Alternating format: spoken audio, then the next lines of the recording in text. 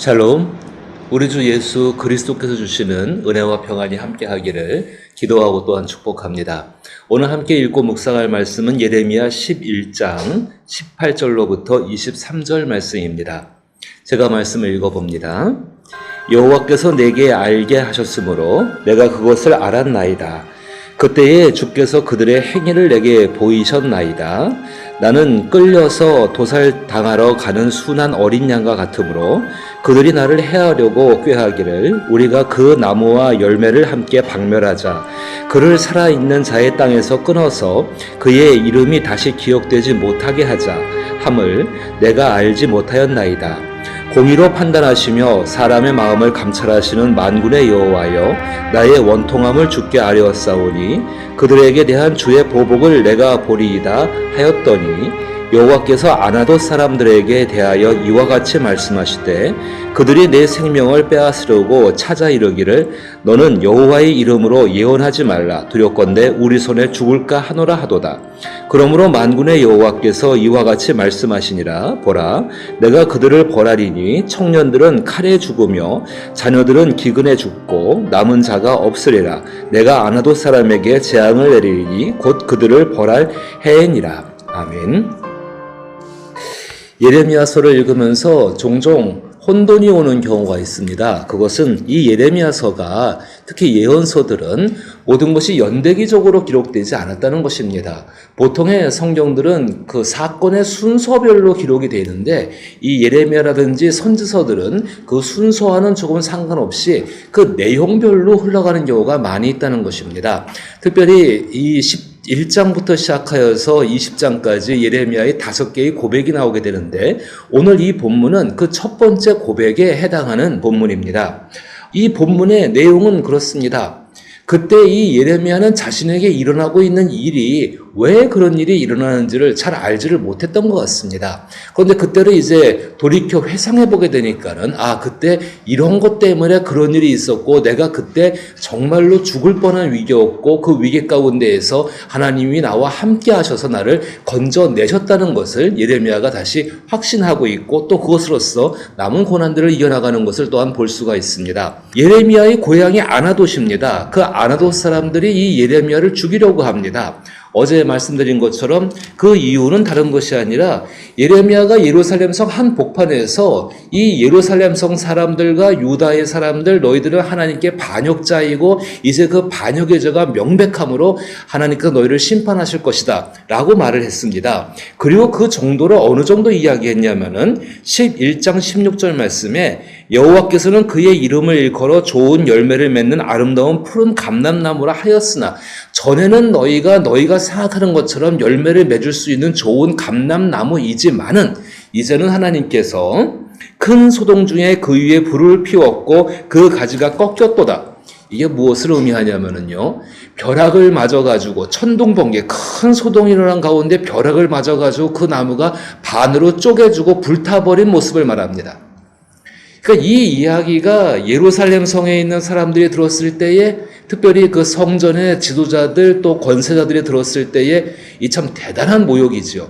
지금 그들은 요시야 왕의 종교 개혁으로 인하여서 모든 것이 으쌰으쌰 잘 돼가고 있는 것처럼 보입니다. 그들은 지금 다시 한번 성공할 수 있다, 부흥할 수 있다, 성장할 수 있다. 그것을 가지고 모든 전력을 다하고 있는데 이 예레미야가 너희는 그렇게 된 것이 아니라 너희는 이제 불에 타버린 나무처럼 될 것이다. 아니 나무가 됐다라고 말을 하고 있는 것입니다. 그리고 너희들은 하나님께 반역자라고 이야기를 하고 있는 것입니다. 아마 이 이야기 때문에 예루살렘 중앙성소죠. 중앙성소에서 이 지방에 있는 아나돗, 이 아나돗에 있는 제사장들에게 어떤 명령들이 내려갔을 것입니다. 이 예레미야를 단속하라고 분명히 명령이 내려갔을 것입니다. 그래서 이 사람들이 이 예레미야가 한 일들을 다 조사해보게 되는 겁니다. 지금 마치 그 사람의 신앙을 조사하는 것처럼요. 조사한 결과 이 사람은 절대로 이야기하면 안 되는 사람, 절대로 하나님의 이름을 가지고서 이 직분을 행하면 안 되는 사람, 여호와의 이름으로 예언하면 안 되는 사람. 그렇게 되면은 이 아나돗뿐만 아니라 정말로 위험에 처할 수 있는 일들이 생기기 때문에 이 사람들이 지금 그것을 막고 있는 모습입니다. 근데 그때 이 예레미야는 그런 일들이 일어나면서 이런 일들을 조사하고 이렇게 예레미야를 죽이려고 하는 아나돗의 사람들, 자기의 친척, 자기의 고향이 있는 곳입니다. 그곳 사람들의 속마음을 몰랐던 것 같습니다. 그래서 이 18절에 이렇게 이야기합니다. 여호와께서 내게 알게 하셨으므로 내가 그것을 알았나이다. 훗날에 깨닫게 되는 것이지요. 그때 주께서 그들의 행위를 내게 보이셨나이다. 그들의 행위가 어떠했는가? 나를 끌려서 도살당하러 가는 순한 어린 양과 같으므로 그때 예레미야는 아무것도 모르는 상태였습니다. 그저 하나님 말씀을 전하고 있는 사람이었습니다. 그리고 그 전한 대로 살고자 애를 썼던 사람이었습니다. 정말로 이스라엘 백성들이 하나님 말씀 때문에 진노 가운데에서 심판을 당하게 될 것이고 그 심판을 당하는 것이 이 예레미야에게는 슬픔이었고 그 슬픔을 가지고 산 사람이었습니다. 그런데 아나돗 사람들이 그런 말씀을 전하고 그렇게 살아가는 이 예레미야를 어떻게 하려고 했었는가? 그들이 나를 해하려고 꾀하기를 우리가 그 나무와 열매를 함께 박멸하자. 완전히 죽여서 없애자는 겁니다. 그를 살아있는 자의 땅에서 끊어서 그의 이름이 다시 기억되지 못하게 하자 함을 내가 알지 못하였나이다. 예레미야는 그때 아나돗 사람들, 그 사람들의 속마음이 무엇인지를 모른 채로 하나님 말씀을 전하고 그 말씀대로 살고자 노력했던 사람입니다. 저는 이렇게 봅니다. 요즘 시대 가운데 그리스도인들이 하나님 말씀을 따라서 제대로 산다는 것이 얼마나 어려운지, 우리는 하나님 말씀을 따라 살고자 할 때에 분명히 사람들로부터 외면당하게 되어집니다.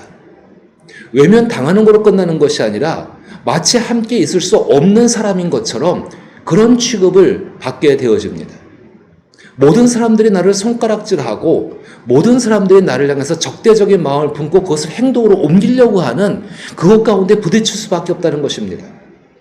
이러한 것들을 좋아하는 사람은 아무도 없지요. 예레미야가 좀 그런 처지입니다. 그런데 이 예레미야가 바로 이 모습이 예수 그리스도가 이 땅을 살아가셨던 모습을 보여주고 있고 또한 그 예수 그리스도의 뒤를 따라 살아가는 참된 제자들의 모습을 지금 이 예레미야가 보여주고 있다는 것입니다. 분명히 예레미야가 이 요시야 왕이 죽기 전까지 대략 한 25년 정도 그 시간 동안에 계속 이 상태 가운데 있어야 합니다. 그 이유는 무엇이냐면은 하나님 말씀이 빨리 이루어져 버린다면은 차라리 심판을 예언했고 그 심판대로 되니까는 문제가 없겠지요. 근데 그 말씀대로 이루어지지 않고 있습니다. 하나님의 인내의 시간이 필요한 것입니다. 그 인내의 시간 가운데에서 예레미야는 계속 이 취급을 받고 있습니다. 사람들이 이 말씀을 듣고 각성하여 돌아오면 좋을 텐데 그들은 정말로 성공신학 가운데 취한 나머지 돌아오려고 꿈도 꾸지 않습니다. 아니 모든 것이 잘 되어져 가고 있는데 왜 우리가 그 말을 듣고 왜 그렇게 돌아가야 합니까? 라고 반문을 듣게 되어집니다. 계속 예레미야는 이 길을 떠날 수가 없습니다. 이 말씀을 전하게 됩니다. 그로 말미암아서 이 예레미야는 점점 더 상황이 심각해지게 됩니다. 근데 그때 은혜는 무엇인가 하면은 그 힘겹고 어려운 상황 가운데에서 그 모든 것 속에서 하나님의 은혜와 보호와 사랑 가운데에서 이 예레미야가 감당할 수 있을 만큼의 고난을 감당하고 있다는 것입니다. 저는 내가 알지 못하였나이다.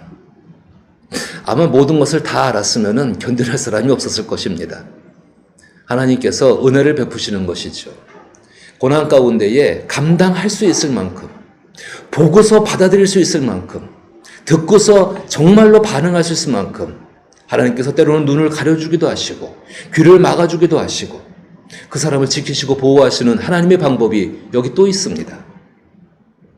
20절 말씀에 공의로 판단하시며 사람의 마음을 감찰하시는 만군의 여호와여 나의 원통함을 주께 아뢰었사오니 그들에게 대한 주의 보복을 내가 보리이다 하였더니 당연히 그때 이 예레미야도 정말로 원통하고 답답해서 자기를 죽이려고 하는 사람들이 있으니까는 저들이 왜 그러는가 정말 답답하여서 그렇게 하나님 앞에 기도하였고 하나님께서 해결해 주시기를 바랐겠죠.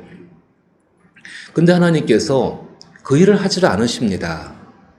21절 말씀에 여호와께서 아나돗 사람들에 대하여 이와 같이 말씀하시되 그들이 내 생명을 빼앗으려고 찾아 이르기를 너는 여호와의 이름으로 예언하지 말라 두렵건대 우리 손에 죽을까 하노라 하도다.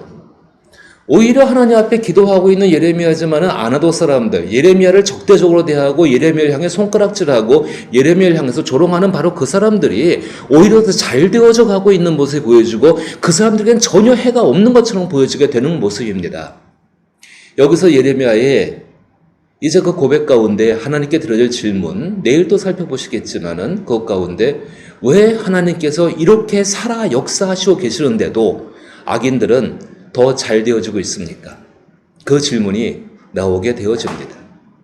예레미야의 고통이 무엇일까요?